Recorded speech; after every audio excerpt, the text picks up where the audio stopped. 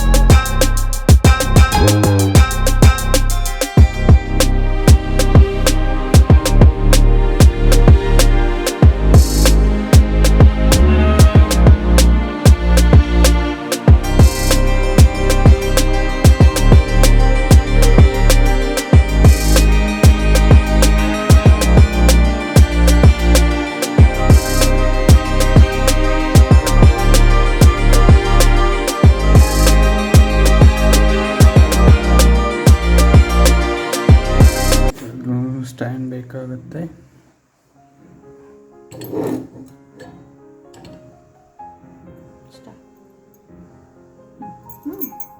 ಈ ರೀತಿ ಒಂದು ಸಪೋರ್ಟಿವ್ ಬೇಸನ್ನು ಇಟ್ಕೊಂಡ್ರೆ ನಿಮಗೆ ಸೋಲ್ಡ್ರಿಂಗ್ ಮಾಡೋದಕ್ಕೆ ಈಸಿ ಆಗುತ್ತೆ.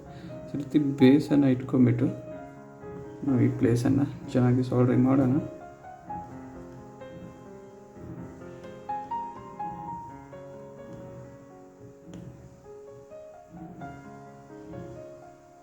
ಸೊ ಈ ಪ್ಲೇಸಲ್ಲಿ ಈಗ ಸೋಲ್ಡ್ರಿಂಗ್ ಆಯಿತು. ಸೊ ಇದನ್ನ ಸ್ವಲ್ಪ ನೀಟಾಗಿ ಮಾಡೋಣ. ಓಕೆ, ನೋಡಿದ್ರಲ್ಲ, ಈ ಪ್ಲೇಸ್ ಸೋಲ್ಡ್ರಿಂಗ್ ಆಯಿತು. ಸೊ ನನ್ನ ಮೊದಲ ಸಸ್ಪೆಕ್ಷನ್ ಈ LED ಹೋಗಿದೆ ಅಂಥೇಳಿ. ಫಸ್ಟು ನಾವು ಇವಾಗ ಹೋಲ್ಡ್ರಿಗೆ ಹಾಕಿ ಚೆಕ್ ಮಾಡೋಣ ಇದು ವರ್ಕ್ ಆಗುತ್ತೆ ಇಲ್ಲ ಅಂಥೇಳಿ. ನೋಡಿ, ಸೋಲ್ಡ್ರ್ ಮಾಡಿರೋಂತಹ LED ಬಲ್ಪನ್ನು ನಾನಿಲ್ಲಿ ಟೆಸ್ಟಿಂಗ್ಗೋಸ್ಕರ ಹಾಕ್ತಾ ಇದ್ದೇನೆ.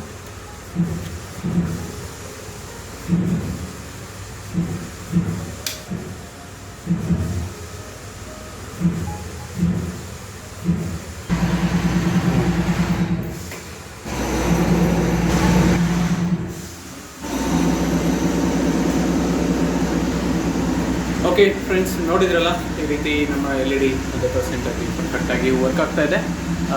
ಈ ವಿಡಿಯೋನ ನೋಡಿದ್ದಕ್ಕೆ ತುಂಬ ಧನ್ಯವಾದಗಳು. ನಿಮ್ಮ ಮನೆಯಲ್ಲಿ ಕೂಡ ಈ ರೀತಿ LED ಇಶ್ಯೂ ಆಗಿದ್ದರೆ ನೀವು ಅದನ್ನು ಈ ರೀತಿ ಶಾರ್ಟಿಂಗ್ ಮಾಡೋ ಮುಖಾಂತರ ಯಾವುದೇ ರೀತಿ LED ರಿಪ್ಲೇಸ್ ಮಾಡೋ ಅಗತ್ಯ ಇಲ್ಲ. ಜಸ್ಟ್ ನೀವೊಂದು LED ಹೋಗಿರುವಂಥ LEDಯನ್ನು ಐಡೆಂಟಿಫೈ ಮಾಡಿಬಿಟ್ಟು ಶಾರ್ಟ್ ಮಾಡೋದ್ರಿಂದ LED ಬಲ್ಬ್ ವರ್ಕ್ ಆಗುತ್ತೆ. ಆ್ಯಂಡ್ ದಯವಿಟ್ಟು ನಮ್ಮ ಚಾನಲ್ಗೆ ಸಬ್ಸ್ಕ್ರೈಬ್ ಮಾಡಿ ಆ್ಯಂಡ್ ನಮಗೆ ಸಪೋರ್ಟ್ ಮಾಡಿ ಅಂತ ಹೇಳ್ತಾ ಧನ್ಯವಾದಗಳು.